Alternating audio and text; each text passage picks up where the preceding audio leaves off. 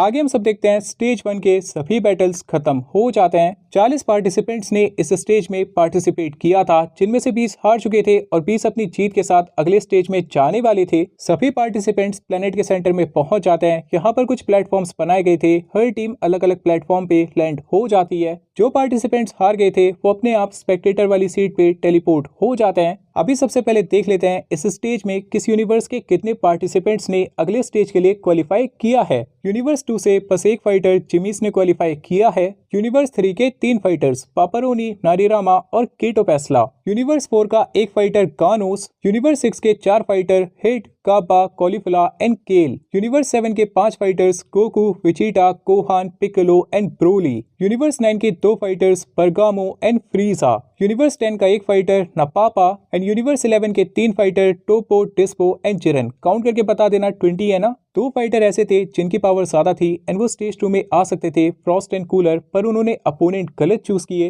Goku विजिटा से बोलता है, यार जितना सोचा था उतना मजा तो नहीं आया, बस एक ही फाइटर से बैटल कर पाया, दूसरा कोई मिला नहीं, प्लेनेट बहुत बड़ा था। विजिटा इस बात पे कहता है, तो अच्छी बात है ना, ज्यादा फाइट करने से स्टेमिना बहुत कम हो जाता और क्या पता भी कितने राउंड्स बाकी है। गोकू इस बात पे कहता है, लेकिन यार फाइट करने का मजा भी तो आना चाहिए, मुझे तो अपोनेंट ऐसा मिला जिसमें बिल्कुल दम नहीं था, बिल्कुल मजा नहीं आया। विजिटा इस बात पे कहता है, अबे आगे भी तो फाइट्स होंगी ना, और वैसे भी आगे आने वाली फाइट्स बहुत ज्यादा टफ होंगी। गोकू पूछता है, तुझे इस बारे में कैसे पता। विजिटा इस बात पे कहता है, क्योंकि मेरे अंदर थोड़ा सा दिमाग है जो तेरे अंदर नहीं है, जो कमजोर था वो बाहर जा चुका है, जो स्ट्रॉन्ग है वो यहाँ आ चुका है। गोकू इस बात पे कहता है, अरे हाँ, मतलब जिरन भी यही कहीं होगा ना, इस बार उससे फाइट करूंगा, मजा आ जाएगा। फ्रीसा देखता है बर्गामो तो यहाँ पे दिख रहा है पर उसका भाई कूलर नहीं दिख रहा, क्या इसका मतलब कूलर स्टेज 2 के लिए क्वालिफाई नहीं किया। विजिटा फ्रीसा की तरफ देखता है और कहता है, क्या बात है फ्रीसा, किसको ढूंढ रहा है। अरे हाँ, तेरे भाई ने भी तो पार्टिसिपेट किया था, वो कहाँ गया। लगता है वो किसी से हार गया इसलिए यहाँ पे नहीं है, पर उसे हराया किसने। वेल, जितना मैंने देखा था उसे किसी प्रिंस ने हराया था। और तेरी जानकारी के लिए बता दूं, इस टूर्नामेंट में बस एक ही प्रिंस ने पार्टिसिपेट किया है, प्रिंस ऑफ ऑल सेयंस। इस बात को सुनने के बाद फ्रीसा को बहुत ज्यादा गुस्सा आ जाता है। एक तो उसका भाई हार गया था और हराया किसने, विजिटा ने, इससे बुरा उसके लिए क्या हो सकता था। पर फ्रीसा अपने गुस्से को शांत कर लेता है बिकॉज वो जानता था गुस्से में उसका पूरा प्लान फ्लॉप हो सकता है और अभी उसे अगले स्टेज पे ध्यान देना होगा। लेकिन अपने नेचर की वजह से एक जवाब जरूर देता है विजिटा को। एक कमजोर को हरा के प्रिंस अपने आप को महान समझ रहा है, खैर बंदरों की नस्ल से उम्मीद भी क्या की जा सकती है। विजिटा जानता था इस बात का जवाब बाद से नहीं रात से देना होगा, इसलिए वो इस बात को हंस के टाल देता है और वेट करता है उसके और फ्रीसा के बैटल का। कहानी आती है ग्रैंड पीस पे, जो सीनोस के साथ इस टूर्नामेंट को कहीं और से देख रहे थे। ग्रैंड पीस सीनोस से पूछते हैं उन्हें स्टेज कैसा लगा। सीनोस बताते हैं, जितना उन्होंने सोचा था उतना मजा नहीं आया, ये स्टेज काफी जल्दी खत्म हो गई, फाइट्स भी उतनी अच्छी नहीं थी, सब काफी कमजोर लग रहे थे। ग्रैंड पीस बताते हैं, दरअसल सभी फाइटर्स स्टेज 2 के लिए अपना स्टेमिना बचा रहे थे और स्टेज 2 को जिस तरह से डिजाइन किया गया है, जो रूल्स यहाँ पे अप्लाई होंगे, मुझे यकीन है आपको ये स्टेज बहुत ज्यादा पसंद आएगा। सीनोस पूछते हैं, क्या फाइट्स बहुत ज्यादा एंटरटेनिंग होंगी। ग्रैंड पीस बताते हैं, बिल्कुल, इस बार फाइट्स बहुत ज्यादा मजेदार होंगी। सीनोस इस बात को सुन के बहुत ज्यादा एक्साइटेड हो जाते हैं और ग्रैंड पीस से कहते हैं, तो फिर जल्दी से शुरू करो स्टेज नंबर 2 को।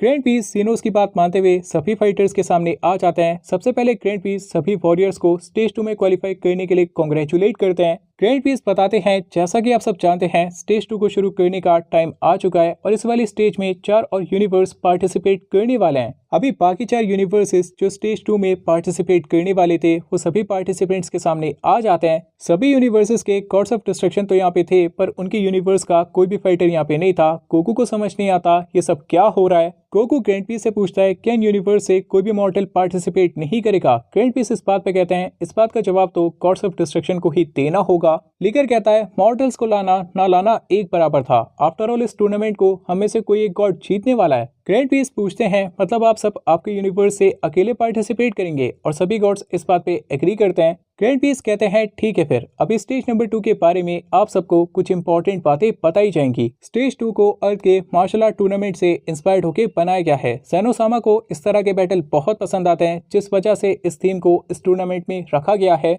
आप सबको मिला के 24 पार्टिसिपेंट्स हैं, लेकिन सिर्फ 6 पार्टिसिपेंट्स ही अगले स्टेज या फिर कह सकते हैं लास्ट वाले स्टेज के लिए क्वालिफाई कर पाएंगे। गोकू कंफ्यूज हो जाता है और ग्रैंड पीस से पूछता है पर मार्शल आर्ट टूर्नामेंट के अकॉर्डिंग 2 वॉरियर्स आपस में बैटल करेंगे जिसमें से एक जीतेगा, जिसका मतलब 24 में से 12 आगे जाने चाहिए। ग्रैंड पीस इस बात पे बताते हैं कंपटीशन मार्शल आर्ट जैसा होगा लेकिन थोड़े से रूल्स बदल दिए गए हैं। स्टेज नंबर 2 को टोटल 6 राउंड में डिवाइड किया गया है। हर राउंड में 2 नहीं बल्कि 4 पार्टिसिपेंट्स आपस में फाइट करेंगे और इन 4 में से बस एक फाइटर ही अगले स्टेज में जा पाएगा। इस तरह 6 राउंड में सिर्फ 6 वॉरियर्स अगले स्टेज के लिए क्वालिफाई कर पाएंगे। गोकू कहता है अच्छा ये बात है, एक साथ 4 वॉरियर्स आपस में फाइट करेंगे फिर तो बहुत मजा आएगा। ग्रैंड पीस आगे बताते हैं अभी आप सब सोच रहे होंगे किस राउंड में कौन सा वॉरियर फाइट करेगा, इस बात का फैसला कैसे होगा। पहले इस बात का फैसला एक छोटे से गेम से होगा। आप सब 24 पार्टिसिपेंट्स हैं, आप सबको रैंडमली एक नंबर अलॉट किया जाएगा। सीनोस के पास एक बॉक्स रखा है जिसके अंदर 24 बॉल्स हैं, हर बॉल्स पे एक नंबर है। सीनोस रैंडमली हर राउंड के लिए 4 बॉल्स निकालेंगे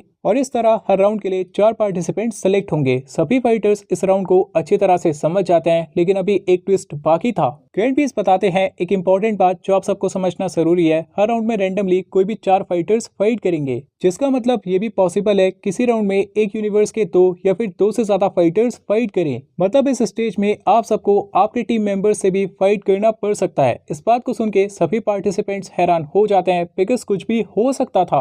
हो सकता है टॉप और डिस्पोजेरन एक ही राउंड में आमने सामने आ जाएं, हो सकता है सभी गॉड्स एक ही राउंड में आमने सामने आ जाएं। ग्रैंड पीस अपना मैजिक यूज करते हैं और स्टेज नंबर 2 का अरीना यहाँ बन जाता है। ग्रैंड पीस बताते हैं बस इतने एरिया में आपको बैटल करना होगा, इस एरिया के बाहर गिरते ही आप सब एलिमिनेट हो जाओगे। सभी पार्टिसिपेंट सोचते हैं कोई बात नहीं हवा में जाके बैटल कर लेंगे, पर ग्रैंड पीस बताते हैं ऊपर की तरफ भी एक वॉल बनाई गई है जो इनविजिबल है, अगर आपने उसे टच किया तो भी आप एलिमिनेट हो जाएंगे। विचीटा पूछता है तो हमें पता कैसे चलेगा हम उस वॉल के कितने क्लोज हैं। ग्रैंड पीस इस बात पे बताते हैं उस वॉल के नजदीक जाते ही आप सबको अपने आप महसूस हो जाएगा। सभी पार्टिसिपेंट्स स्टेज नंबर 2 के लिए तैयार हो जाते हैं। पता नहीं कौन सा वॉरियर किसके साथ किस राउंड में फाइट करने वाला था और कौन होंगे वो 6 वॉरियर्स जो लास्ट स्टेज के लिए क्वालिफाई कर पाएंगे जिससे वो सुपर ड्रैगन बॉल्स की रेस में बने रहेंगे।